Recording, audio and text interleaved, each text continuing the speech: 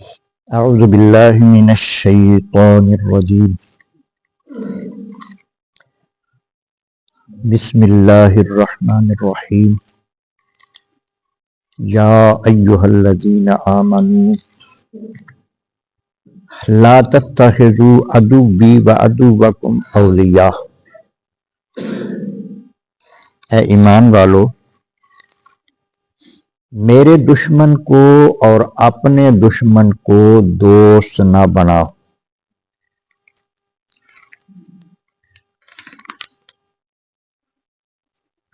تلقون الیہم بالمودۃ،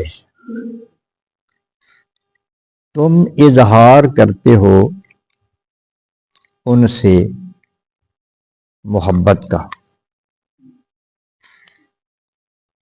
وَقَدْ كَفَرُوا بِمَا جَاءَكُم مِّنَ الْحَقِّ، اور وہ تمہارے دین کا انکار کرتے ہیں۔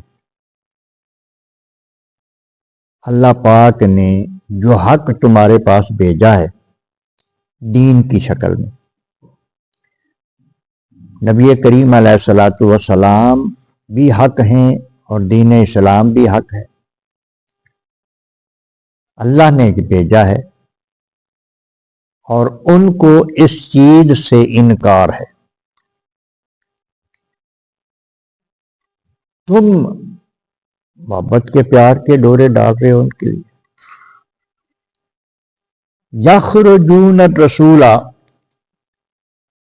پچھلی آیت کریمہ پہ پل بات ہو چکی تھی، یہ اس کا اگلا حصہ ہے۔ یخرجون الرسول وإیاکم، انہوں نے نکال دیا تھا تمہارے رسول کو اور تمہیں بھی۔ نبی کریم علیہ الصلوۃ والسلام کو جلا وطن کر دیا تھا نا، مسلمانوں کو بھی مکہ چھوڑنے پر مجبور کر دیا تھا اہل کفر نے، اہل مکہ نے۔ تو واقعہ کل بیان ہو چکا ہے کہ ایک صحابی جو ہجرت کر کے مدینہ پاک میں تشریف لا چکے تھے، تو وہ قریشی نہیں تھے نہ ہاشمی تھے۔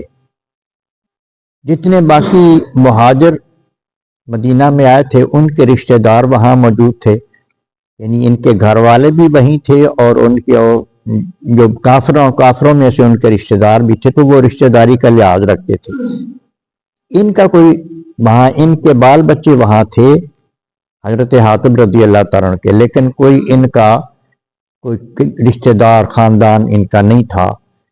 تو ان کو پتہ تھا کہ اب جنگ لگنی ہے، مکہ فتح ہونے کی حضور تیاری فرما رہے ہیں، تو میرے بال بچے کو وہ تکلیف نہ پہنچائیں، میں ان پر کوئی احسان کل بیان ہو چکا ہے، کوئی احسان ان پہ رکھ دیتا ہوں، میں ان کو اطلاع دے دیتا ہوں کہ حضور تم پر حملہ کرنے والے ہیں اور اپنا بچاؤ کر لو۔ تو یہ خط عورت کو دے کے بھیجا، وہ خط حضور کو اللہ پاک نے اطلاع دے دی، خط وہ پکڑ لیا حضور نے اپنے فوجی بھیج کے، جن کے سربراہ حضرت علی المرتضیٰ تھے۔ تو اب اس واقعہ کے بعد اللہ تبارک و تعالی مسلمانوں کو جھنجھوڑ بھی رہا ہے اس میں، اور یہ بھی ارشاد فرما رہا ہے کہ جو کافر ہیں، جنہوں نے کبھی تمہارے نبی کو تسلیم نہیں کیا، جو تمہارے مذہب کے دشمن ہیں، کبھی تمہارے دوست نہیں ہو سکتے، ان کو دوست نہ بنانا۔ ہمیشہ واسطے اللہ تبارک و تعالیٰ نے ارشاد فرما دیا ہے، اور پھر ان کے کرتوت بیان کر رہے ہیں اللہ تبارک۔ یخرجون الرسول، انہوں نے رسول کو نکال دیا، وإیاکم، اور تمہیں نکال دیا، ان تؤمنوا باللہ ربکم، اور ان کے نزدیک تمہارا قصور کیا تھا؟ نہ تو ان کا کوئی مالی نقصان کیا، نہ کوئی ان کا جانی نقصان کیا، نہ ان کے معاملات میں تمہاری کوئی مداخلت تھی، اتنا تھا نا صرف کہ تم نے اللہ کو حق مان لیا۔ ان تؤمنوا باللہ ربکم، اپنے اللہ پر تم ایمان لیا کیونکہ وہ تمہارا رب ہے۔ بات تو صرف قصور تو تمہارا اتنا ہی ہے نا، اس کو بھی وہ برداشت نہیں کر سکے۔ ان کنتم خرجتم جہادا فی سبیل اللہ وابتغاء مرضاتی، اگر تم جہاد کے لیے نکلو میرے راستے میں مجھے راضی کرنے کے لیے،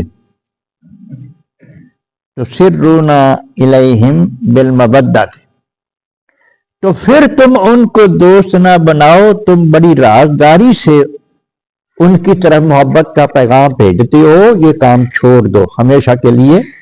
نبی کریم علیہ الصلوۃ والسلام نے اس چیز سے منع فرما دیا، اور اللہ فرماتا ہے کہ تم رازداری سے، جیسے انہوں نے رازداری سے، حضرت حاتب نے وہ لیٹر بھیجا، اللہ فرماتا ہے تم بڑی رازداری سے ایسا کرتے ہو، وَأَنَا أَعْلَمُ بِمَا أَخْفَيْتُمْ، اور میں تو جانتا ہوں جو تم چھپاتے ہو، میرے دشمنوں سے رازداریاں کرتے ہو، کس سے چھپا رہے ہو؟ میں تو جانتا ہوں، مجھے تو سب پتہ ہے۔ وَمَا أَعْلَنتُمْ، تم جو چھپاتے ہو، جو تم ظاہر کرتے ہو، میں سب جانتا ہوں۔ وَمَن يَفْعَلْهُ مِنْكُمْ، اور اب جو بھی ایسا کرے گا، فَقَدْ ضَلَّ سَوَاءَ السَّبِيلِ، تو وہ گمراہ ہو جائے گا، وہ بھٹک جائے گا راستے سے۔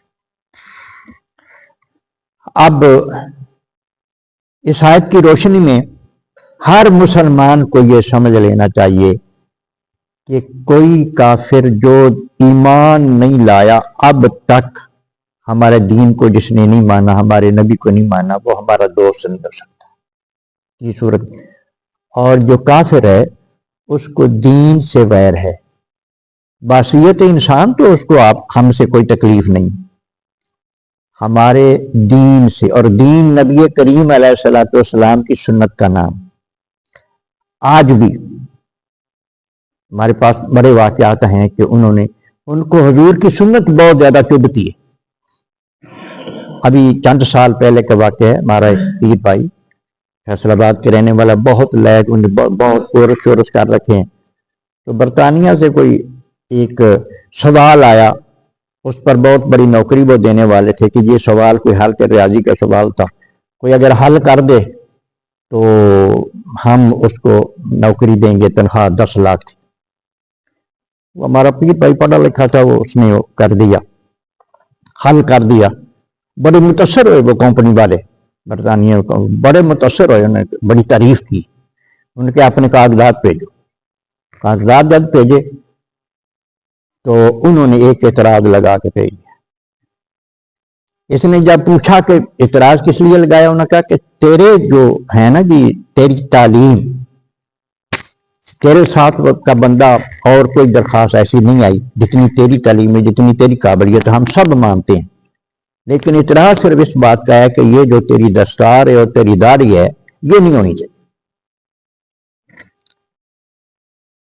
اب دیکھو ان کو کیا تکلیف ہے، داڑھی سے کیوں تکلیف ہے، بالوں سے تکلیف، نبی کی سنت ہے نا، حضور کی سنت سے ان کو، ہمارے آقا علیہ السلام کی سنت سے ان کو تکلیف۔ اللہ، اور وہ مسلمان جو اس جیسی چیز دوسروں کی ہو تو اس کو قبول کرنے کے لیے تیار ہیں، مسلمان کی ہو تو اس کو تیار نہیں، کیونکہ یہ نبی کی سنت ہے، یہ بھی دین سے ایک قسم کا وائر ہے۔ اب یہ جو اعلان ہوا ہے کہ سکھوں کو ہم رعایت دیتے ہیں وہ ہیلمٹ نہ بھی پہنے، کیونکہ وہ پگڑی نہیں اتارتے، اس لیے ان کے لیے رعایت ہے کہ وہ ہیلمٹ نہ، ان کا چلان نہیں ہوگا، لیکن مسلمان کو نہیں چھوڑ، کیونکہ یہ نبی کی سنت پہنے ہوا ہے نا۔ جراثیم جب دوسرے ہوں گے تو پھر یہی بات ہوگی نا، جراثیم جب کفر کے ہوں گے تو پھر یہی بات ہوگی نا،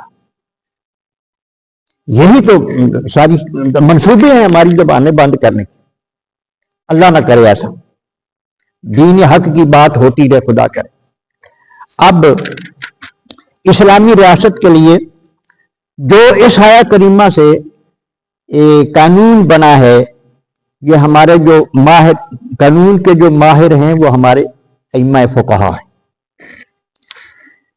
اگر کوئی مسلمان اسلامی ریاست کے سربستہ راز دشمن تک پہنچائے تو اس کا یہ فعل اگرچہ سنگین جرم اور کبیرہ گناہ ہے، لیکن وہ اس سے دائرہ اسلام سے خارج نہیں ہو جاتا، بشرطے کہ اس کے ایمان میں کوئی تزلزل ہو۔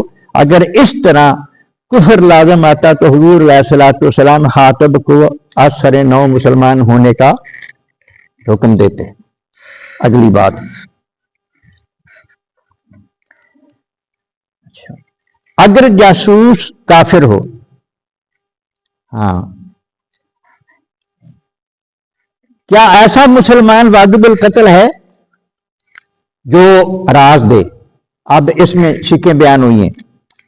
امام مالک ابن قاسم اور اشب فرماتے ہیں کہ امام جو سزا مناسب سمجھے دے سکتا ہے۔ امام کون ہے؟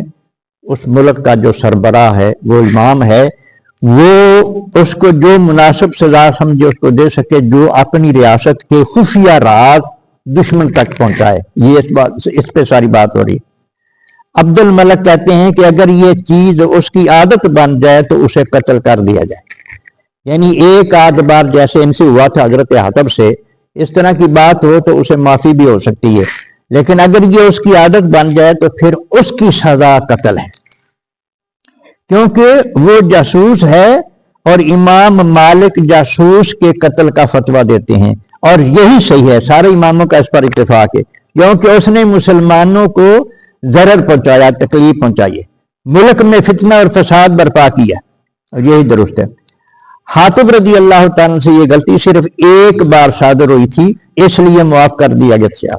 اگر جاسوس کافر ہو، یہ خبر دوسری طرف پہنچانے والا اگر وہ کافر ہو، تو امام اوزائی کہتے ہیں کہ ذمی کا، یعنی اب کافر بھی تو ہمارے ملک میں رہ رہے ہیں نا، ہندو بھی ہیں، سکھ بھی ہیں، دوسرے اور یہود و نصارہ بھی، عیسائی بھی یہ رہ رہے ہیں، تو اگر وہ کافر ہیں اور وہ ادھر رہ کر ہمارے ملک میں وہ ذمی کہلاتے ہیں، ذمی کافر نے جاسوسی کر کے اپنا معاہدہ توڑ دیا، کافر کو نہیں چاہیے کہ وہ ہمارے راز ادھر دیں، اگر انہوں نے دیا تو وہ معاہدہ توڑ دیا ہے، تو حربی جاسوس کو قتل کرنا جائز ہے، مسلمان اور ذمی جاسوس کو سخت سزا دی جائے گی، لیکن اگر وہ بار بار ایسا کریں گے تو مسلمانوں کے خلاف دشمن کی مدد کریں گے تو انہیں بھی قتل کی سزا دی جائے گی، پھر وہ واجب القتل ہوں گے۔